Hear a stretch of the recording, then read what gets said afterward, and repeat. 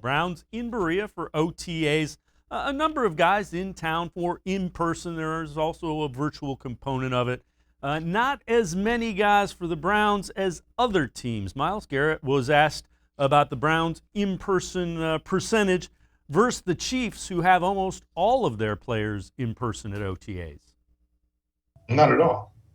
I'm glad they have attendance, but just because they're getting work at their facility doesn't mean we're not working just because we're away. Our defense is getting work. Our guys are working on their craft just away from home. We have that freedom and that liberty.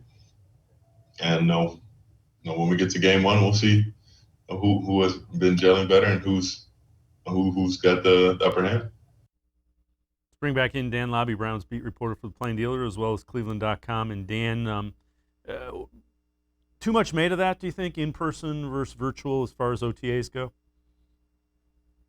I do think that this is one of those things where in the NFL calendar, we're always looking for, what's next and kind of what's the story, and taking attendance in OTAs is certainly a part of that.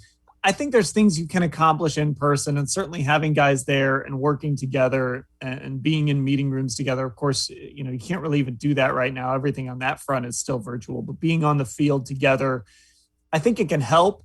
But if the Browns go out week one and get beat by the Chiefs, I don't think it's going to be because they didn't have a full squad in attendance in the spring. I think it is one of those things that we put a lot of weight in, but really so much of the stuff we talk about really gets built in training camp. When you're there for all those weeks starting at the end of July and you're out in the heat and you have those long days together, that's really when that gelling and bonding happens. So a lot of this stuff is just smaller things. I don't think it's going to play any role in who wins or loses that week one game.